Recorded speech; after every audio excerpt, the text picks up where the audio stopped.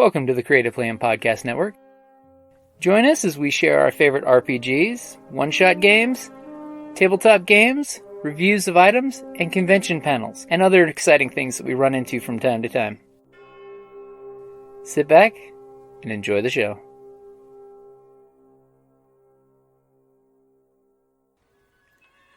Hi, this is Kelly, aka Trixie from Ragnarok and Roll, a Sign to Ragnarok story, and to the Wimblewick from D&D Journey of the 5th Edition. First off, I would just like to say thank you to everyone for listening to our varied adventures, as well as for rating us on iTunes and RPGpodcast.com. If you haven't rated us yet, we would greatly appreciate it if you could. And if you're looking for more ways to support our efforts, we are now on Patreon, a great site where you can help us continue making more podcasts, as well as some special surprises for our patrons. If you can, please look us up at www.patreon.com/cppn. Every little bit helps. And again, thank you for listening. So how's everybody doing this morning? Good. Great. Good. We're happy to see all of you. We have no idea how many people would show up willingly for the first panel of first day. Seems we convinced you guys. That's good. Deliver it up. Okay. So how many of you this is the first convention you've been to ever? Oh, I love it. Convention newbies. Congratulations on coming. We will talk about what kind of things you can do and all the fun things at convention. So you guys can have the most possible fun here. Conventions are a fun beast. Yes. It's a love-hate relationship. Depending on what you're doing. Okay. So my name is Deena. I am one of the owners of the WWWCX Steampunk Convention. I've been coming to this convention for almost 10 years. I've been coming since the second one. This one introduced me to Steampunk. I didn't even know what it was until I met him. My very first convention ever was actually WWWC. So it was very interesting having been at Old Tucson, that being my first convention. And then when you do a hotel convention, you're like, Old Tucson's way more fun. But we're going to have an awesome time, I assure you. I am Jason. I am the co-owner with Deena of the WWWCX Steampunk Convention, and I love your outfit. And I've been working with the convention since the very first time we went down as a group to Old Tucson and said, we have a crazy idea, let's do a steampunk convention. And Old Tucson said, what's steampunk? So we were all dressed in steampunk gear, and we had a wonderful time. We played them at Abney Park on their little VCR thing, and they're like, oh, that's cool. And then we had some steampunk guns, and Pete, the guy who was running the park at the time, said, oh, you guns, let me see. And we started talking guns. And then they took us on a tour of the park. It was pretty empty. We walked down Main Street in our steampunk gear, and he's showing us around, this is here, and then the wind comes and blows down the street, and a big ball of dust comes at us, and we all just go, with our goggles, and he just laughs. He's like, you guys will fit in right here. And ever since then, we've been doing the convention at Old Tucson until it closed 2 years ago. Due to COVID, the company that runs it went out of business. They went bankrupt. The county, owns the land that Old Tucson is on. And so they took it back over, and since then they've been taking bids and proposals for companies to run Old Tucson. And this month they'll be making the final decision, voting on it, and announcing who is taking over. So we will be able to talk about what we're doing next year at Old Tucson with any luck. So we're excited about that. But in the meantime, we're so excited that we can have WWWCon again. We have vaccinations, we have all the things that we can do to make it as safe as possible. I know we carded everybody when you came in, and I will say with a certain amount of joy and sadness on some level too, is that we already have encountered people who did not pass their COVID test. And we have, because of those policies, prevented people from coming to con who would have been a risk for infection. So as not fun as those policies might be, they're actively working and keeping people a little bit healthier. So, I mean, that's all we can do, and that's the reason we're actually feeling comfortable doing this convention now. We've only skipped doing a convention 2 years. This, I think, was the second year of the con. Yeah. Because after doing the first one, they're like, oh my god, this is an incredibly difficult thing to do.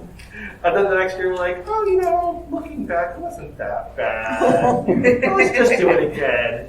And we've been doing it continuously until 2020.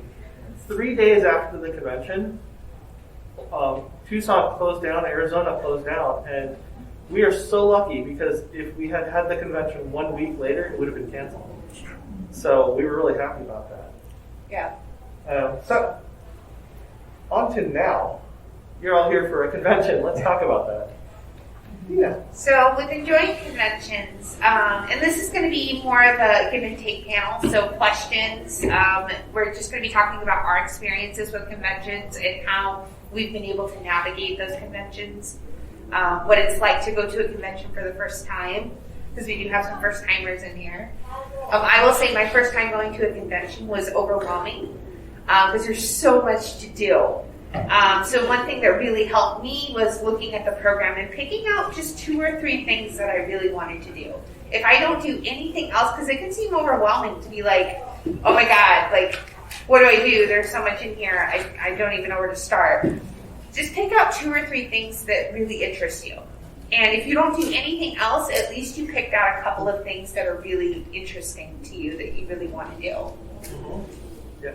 I have the other problems. I actually made the program, so I know what's in it. And I will say I've been doing conventions since I was a little kid, so I don't have that like, oh, I remember my first con. I don't, honestly. I've been doing them for too long now. But I will say that even though that is the case, when we go to a convention, we do look through the program guide and say, this sounds good and this sounds good.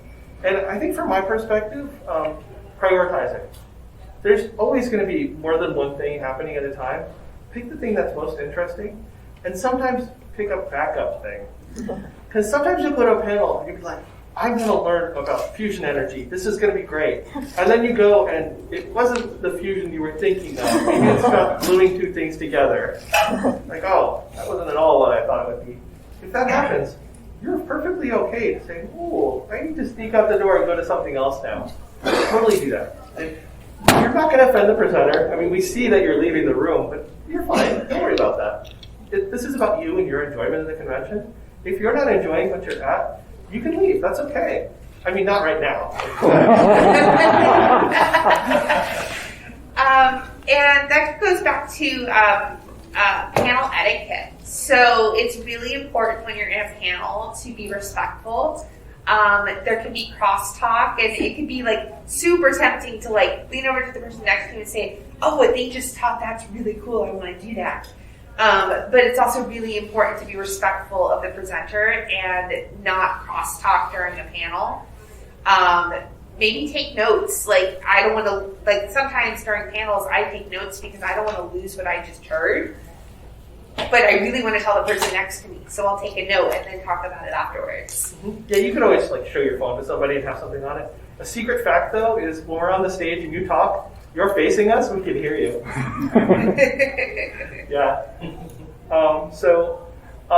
Let's see. Other fun things about conventions. There's always that social aspect to a convention, meeting new people. We're all here for the same reason. We love steampunk. We're interested in the genre. So you can walk up to anybody, including this guy right here, and talk to somebody about steampunk, and they're going to have something in common with you. We were talking last night, so I could pick on it. And you have a family already. Even if you've never met these people, we're all part of a family. We're a community. And you can feel confident that nobody's going to be a complete jerk to you about stuff. That's true. Yeah, and so I find that one of the things I most enjoy. I've been doing this for 10 years now, just for WWWCon.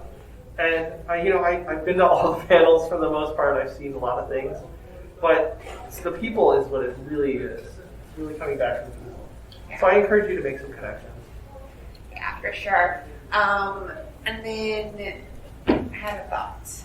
And I lost it. Senior moment. Yes. Okay. And then a house So, people who have never been to a convention before, what convinced you to come to Wild West Con as your first con? I totally want to hear this. Yes. I seen this at Old Tucson 2 years ago, and I was amazed with it. It was like being at the Halloween Day Parade in New York. Hey, nice. So I go, this is great, I gotta try it. Nice. So then I seen it online, I go, okay, we get the pass and go. Very good. Nice, nice. Anyone else? Yes. I just always loved Victorian, anything vintage related. And I lived maybe 3 minutes from Old Tucson, and I never heard about it until this year. And I just was excited to go and see what it's all about and learn more, because there's so many creative people making things and selling things here. So it kind of just, I think my love of old things made it really interesting. Nice. That's wonderful. And to that point, some of the people presenting here and some of the people in the vendor hall are professional makers. They make all of their money selling things they made, like amazing teacup holsters out of leather. It takes an incredible amount of time to just learn how to make something like this. And then to make it well is just an extra level. They say to be an expert at something, it takes 10,000 hours of practice. And some of the people we have here literally are experts. They make things for film, for industry.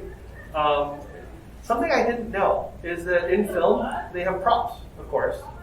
They have the background props, and then they have what they call hero props. The background props are things that you'll laser cut, you'll make out of Warbla, you'll make out of, just generic materials and plastics and things like that, because carrying a sword around for 12 hours is great for the first half hour, but it's metal and it sucks and it's heavy. If you have a plastic sword, you can carry that all day long. Good tip if you're making stuff for your costumes here too. But the really close things you see are actually incredibly expensive handmade things, especially magic items, things you'll see in shows and movies. And some of the people we have here at the convention make those items. And I have nothing but respect for that.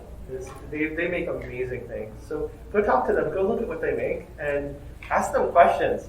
They do this for a living. They're so excited to talk about what they do. The vendor hall is also a great place to go. So going back to, you'll notice that Jason is dressed up in his Victorian gear. I'm actually wearing the con t-shirt and jeans. And you don't have to dress up to enjoy the convention. Now, if you want to dress up and you're like, where do I start?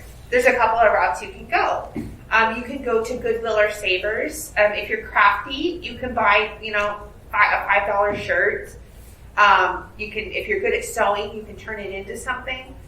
Or you can go to the vendor hall and buy a corset, or any little thing like a corset or a vest will steampunk up an outfit. So you can dress as little to as much as you want within the genre. I'm actually wearing, you can't see them because I'm behind the table, but wool pants, like expensive wool pants that I got at Goodwill. You can get high-end stuff at Goodwill. I also am wearing a jacket that I got from our vendor hall. Not this year, previously. But yeah, this is something our vendors were selling. And my shirt is something I got at Goodwill.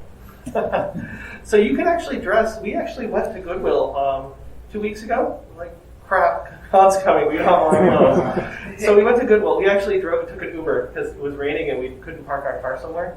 So we went there. We spent, how much did we spend after? We spent like $80, but we got so much stuff. Like, he got like 4 pairs of pants.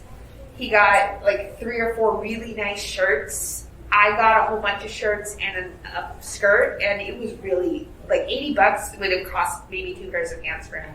And if you don't know, like Goodwill has like a color day. Like they have a little like tag that's like green or red or something like that. And if you go on that day, then I think it's half off or something like that. And usually their clothing is in the like $4 to $10 range kind of thing, the more expensive stuff.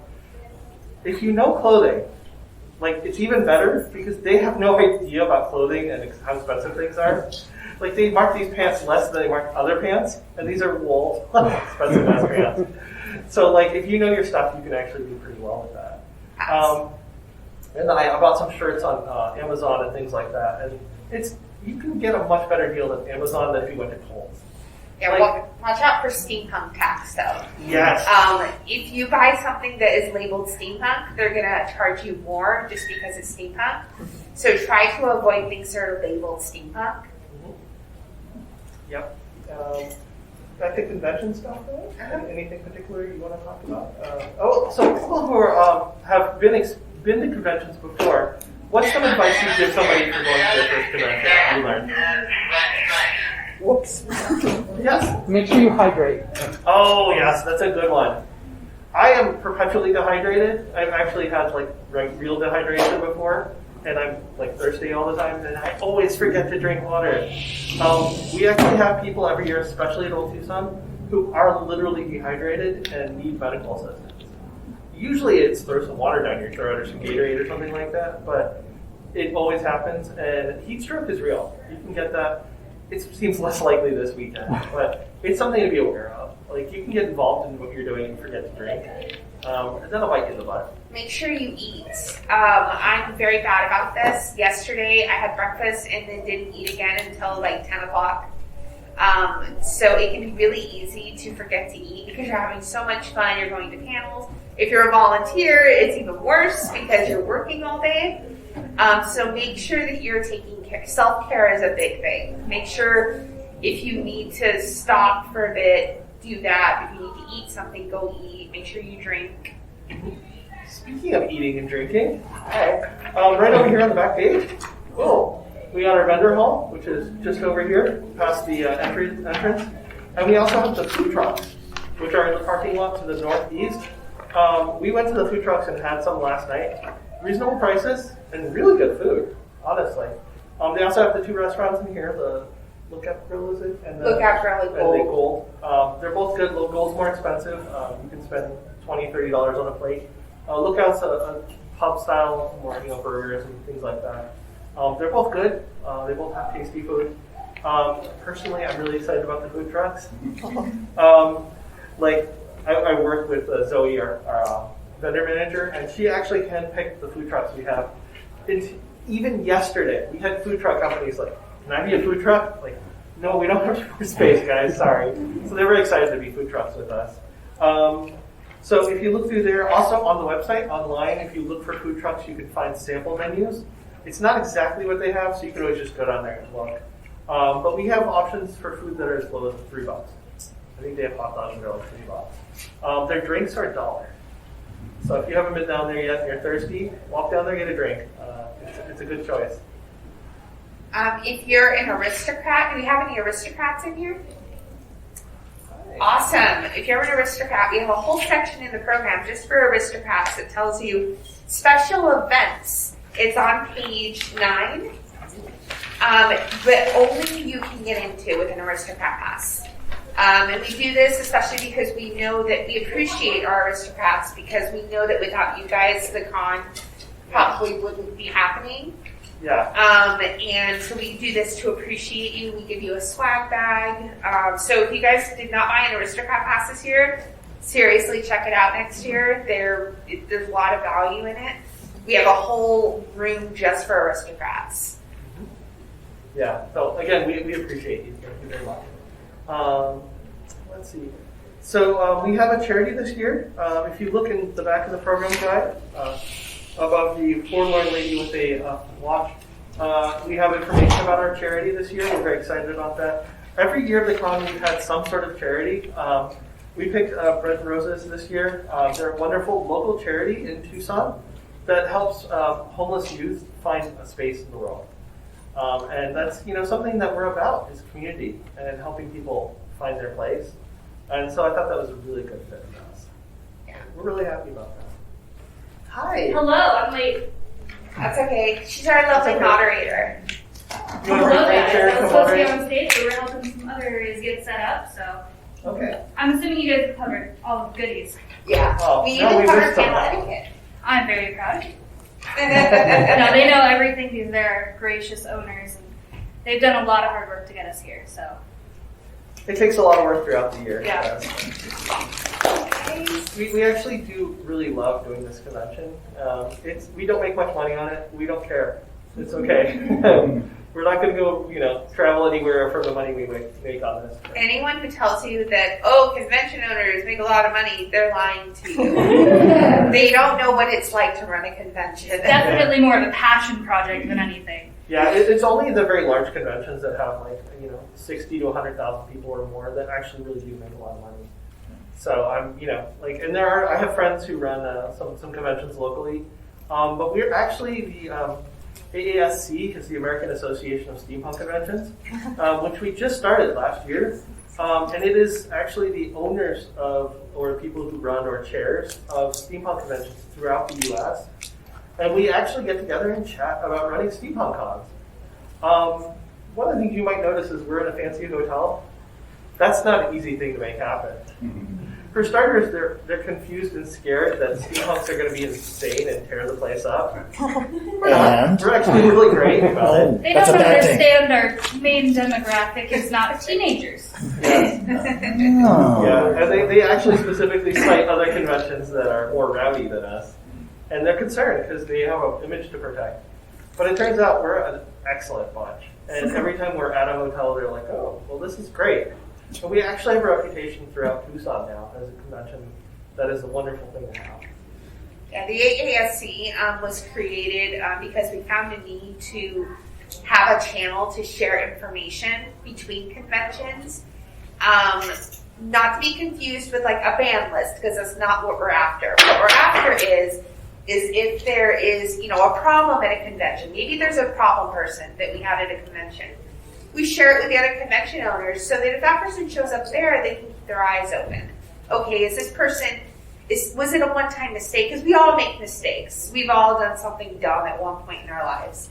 But is this a person that we need to look out for? What happened was there was a person at a convention back east that had showed up that was a big problem.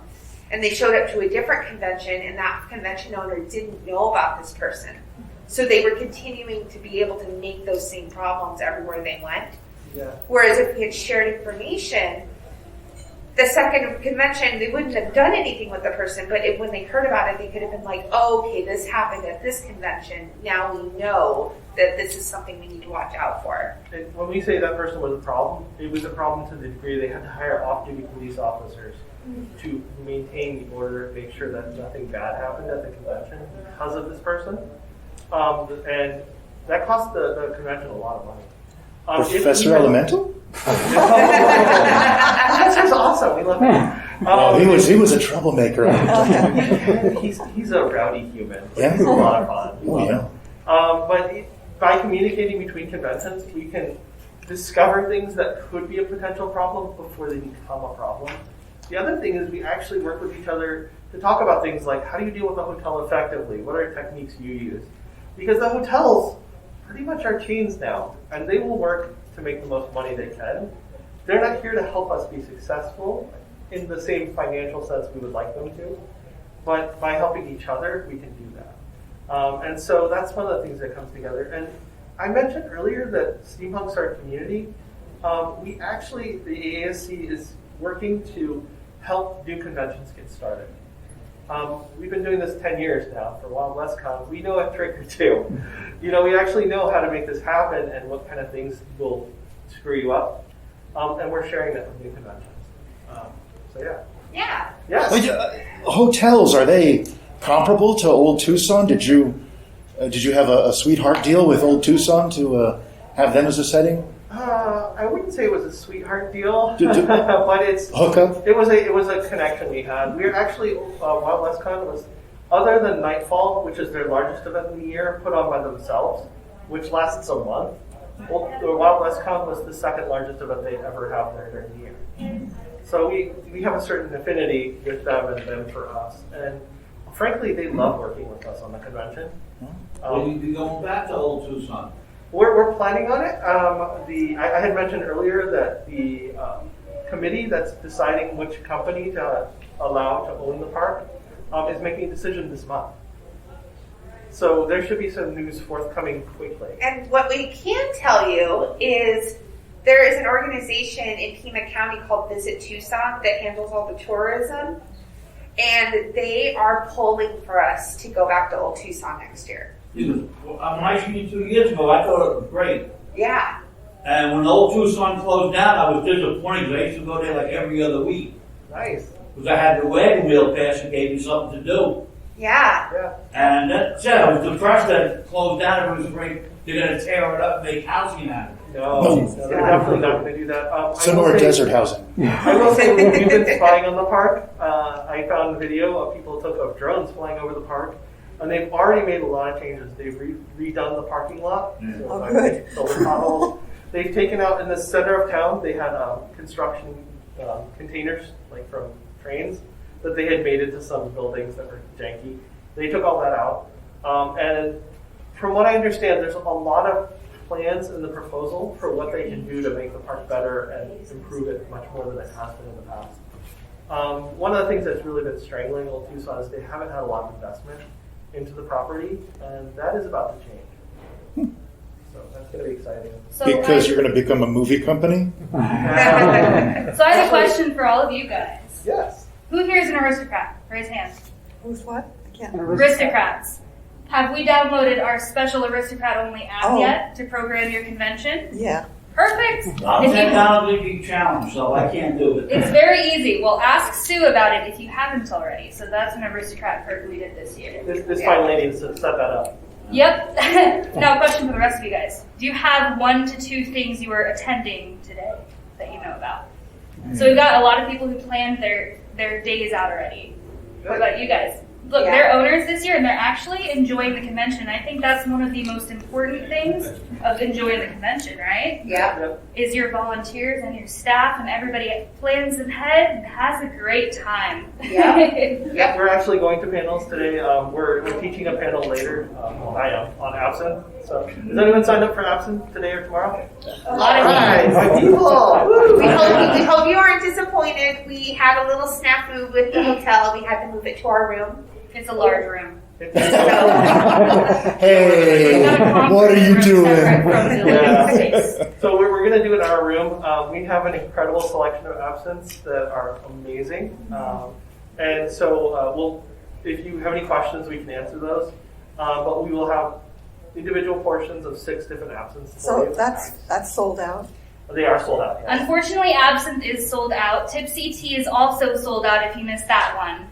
We do have quite a few workshops that are still available for purchase. If you wanted to check your online or your pamphlets there, they're available at guest services. If you see something workshop-wise that you are like, oh, it's sold out, show up the day of because people might cancel and things might be available day of. This is a Q&A portion, so let's get all your questions out. Yes? So last night we went to the canyon room to look at the games and the host didn't show up. It wasn't the host. The hotel did not unlock our door for us, and there was massive miscommunications there. Okay, that's not get service. First night. Yeah. So is there anyone else that's not here? Anything that's canceled that we need to know? Nothing's canceled. Thursday night was just a little bit rocky for us all. The Thursday night events, the Sonoran Rooftop was definitely a success. Our gaming department, everybody is here, everybody is set up. There's actually a, schedule. That's the word I'm looking for. A schedule outside of the room, of Canyon Room. So they're demoing different games, and Isle of Games is also allowing people to check out individual games if you have a group of people and you're just like wanting to hang out and chill. So it's definitely a new feature here because we're in a hotel setting with nice tables and air conditioning. We can offer a gaming room. At Old Tucson, sometimes things are a little dusty and windy and things might get a little lost. So we can't quite do that there. And we do have the ability from the canyon room where the gaming is, if you want to, you can walk outside. There's a terrace right outside there with some nice chairs, tables and chairs. And you can play games outside. It's a lovely day out today. There's no reason not to, I suppose. They did ask anything, just make sure it doesn't blow away, Yeah. But our game hosts are quite gracious. Last night was a little snafu. They didn't unlock our doors, and now we know a secret of how to get in anywhere. So that problem is now solved. Yes. Any other questions about the convention or anything like that? Yes? The short story lady, Deena, what is she dressed like? How can I identify her? He's looking for Kristen. Ah, yes. I keep saying Deena. So Where are you? her name is Kristen. Today she will be primarily located, you can find her at her color event in Trails End, but she is about this tall. She is toting around a little 4-year-old in a colorful rainbow skirt. Kristen herself is wearing a lovely purple dress today.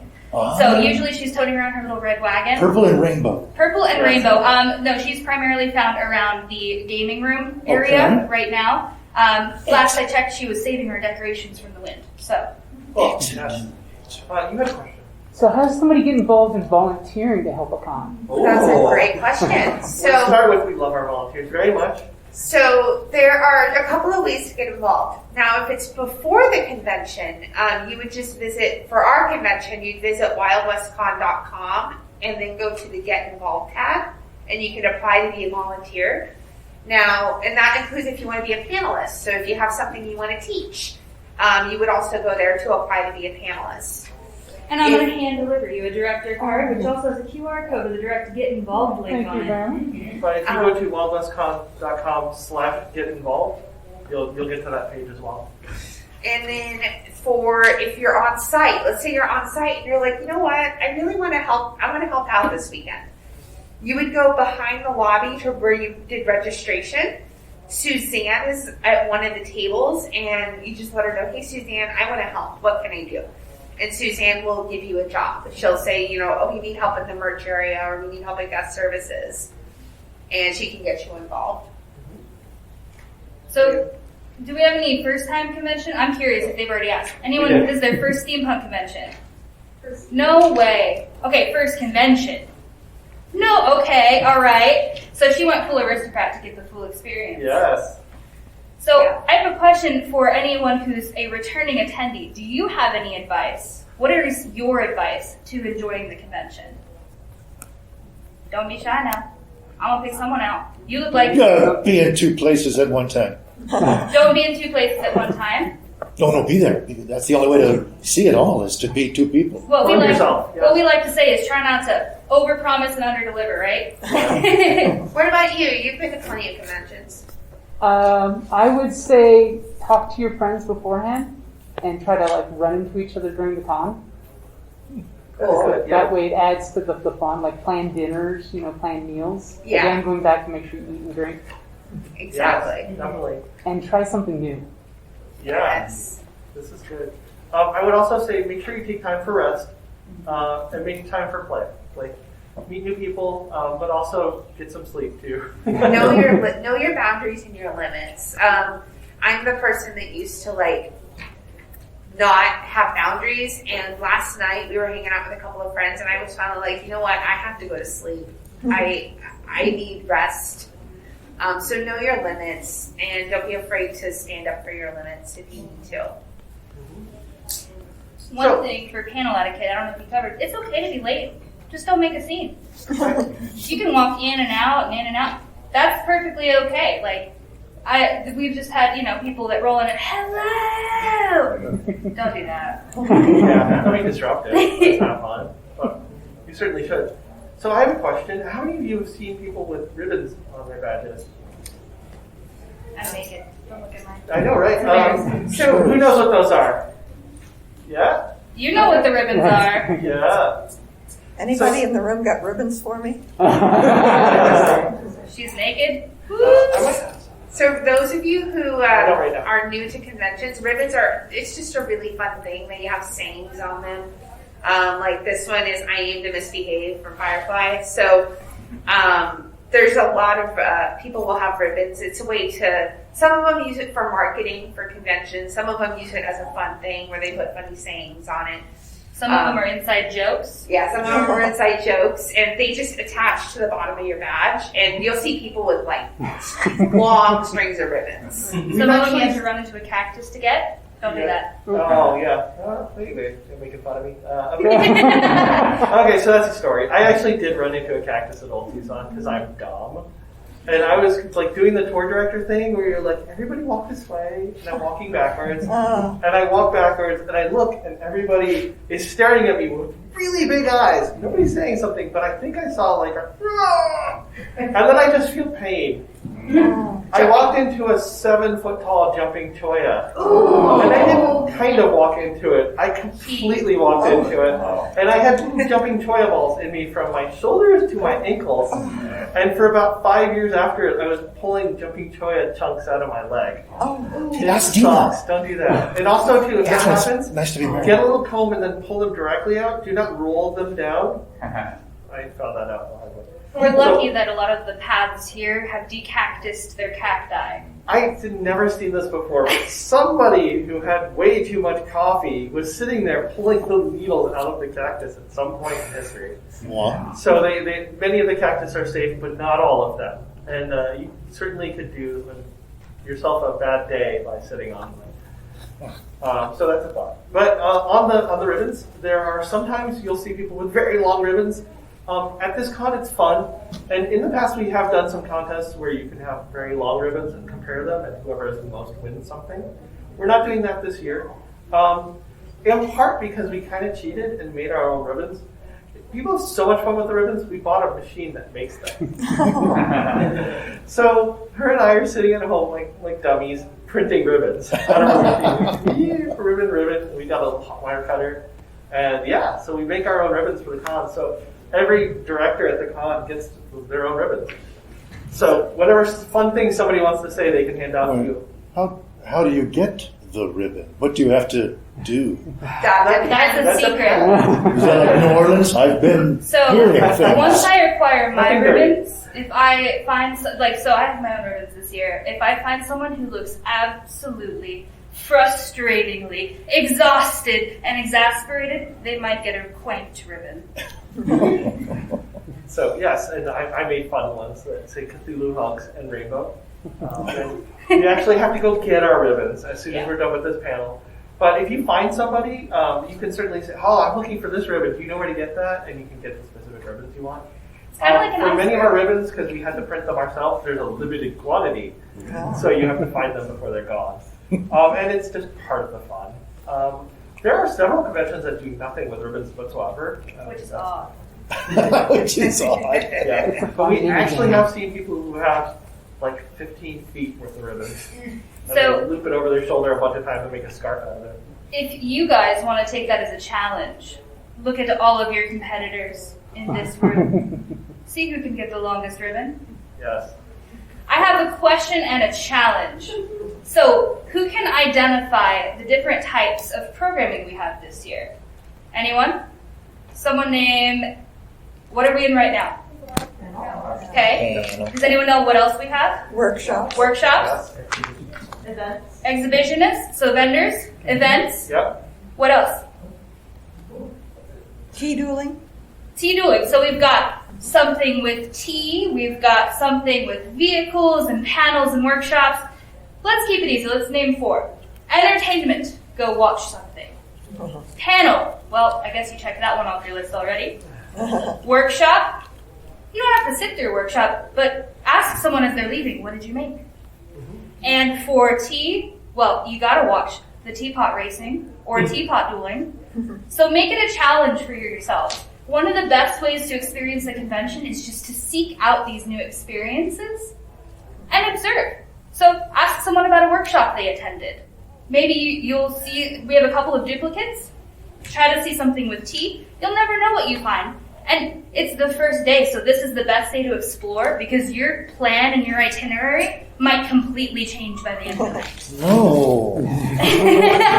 He's hugging it like it's his baby. And another way to enjoy conventions that's a fun one that people like to do are after parties. So you'll find often that people will host little parties in their rooms after the day is over. After a long day, people kick back and have drinks. Obviously with COVID, that's going to change things a little bit, but people are still going to have like little parties in their rooms. So don't be afraid to walk around the property and explore and wander into a party. People aren't going to say, if the door's open, they're not going to say, oh, get out of here, we don't want you here. Yeah. Speaking of after hours, isn't there something special happening Saturday night? So there is, yeah. So we're having our Steampunk Gala. Who's got a ticket? Ticket? Ooh, more than half the room. We still have tickets available, but hurry, they're going to sell out really fast. but we're going to have entertainment. We're going to have music. We have a dance floor. So Live performers. Yep. So wear your best and come out. Make sure you get your ticket. Do you know what's happening tonight? Tipsy Does tea. anyone know? Tipsy tea. So there's Tipsy Tea, but we also have nighttime events happening right here on this very stage. The first thing, so we do have panels for you. It is limited for the nighttime just because I did not want to compete with absinthe and drunk tea, Tipsy Tea. Who would want to do that, right? But there is nighttime events as well, and our gaming rooms are open until 10 p.m. Tonight and tomorrow night. They're open until 7 p.m. on Sunday. And they've been talked to. Don't worry, guys. I got you.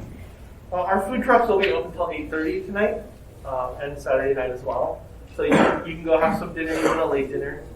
We actually went and ate pizza right before they closed last night. Their pizza's really good. It's a brick oven. They make your pizza in a brick oven, and it's great. And it's like $12 for a pizza, like a 12-inch pan pizza. Yeah, it's really good. Regular pizza. Okay, that's good. So we've got about 5 minutes left. Now I want you to really make them squirm. Give us your worst questions. Give us the bad. We've talked about the positive. Do you have any questions that are in the negative? Yes. I just have a question. Yeah. I noticed in my bag I had a card for a free item from the merchant store. Yes.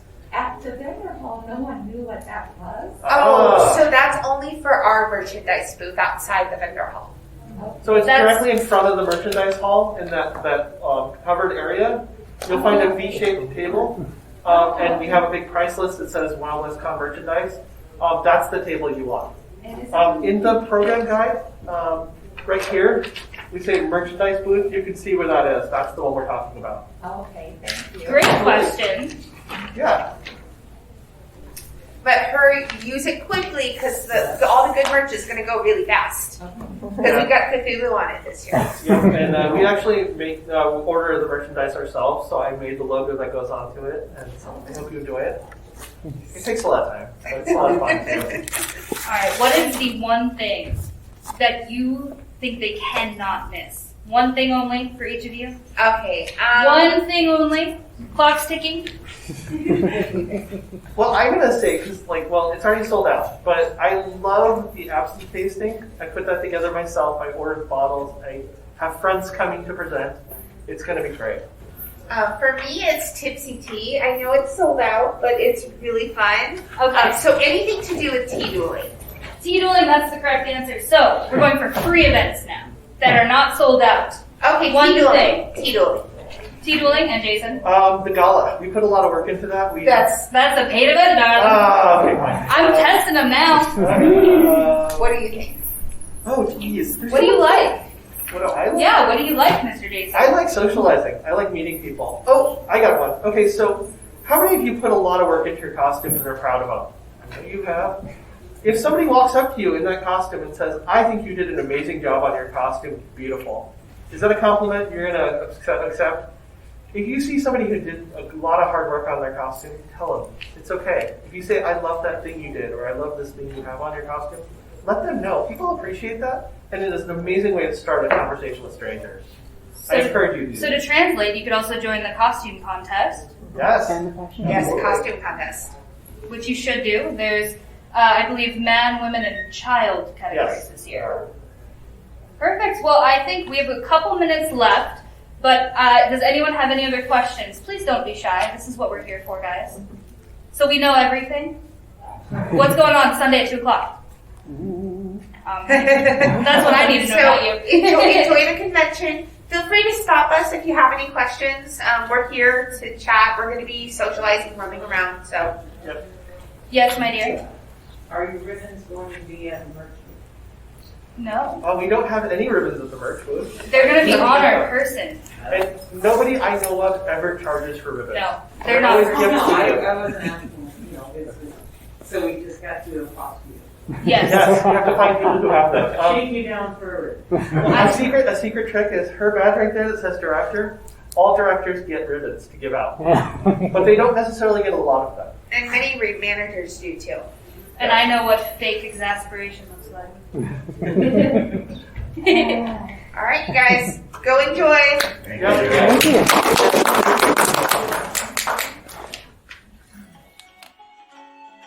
Thank you for listening to the Creative Play and Podcast Network. And feel free to enjoy our other shows, such as D&D Journey of the 5th Edition and Scion Ragnarok and Roll, a Scion Hero to Ragnarok story. Thank you for listening.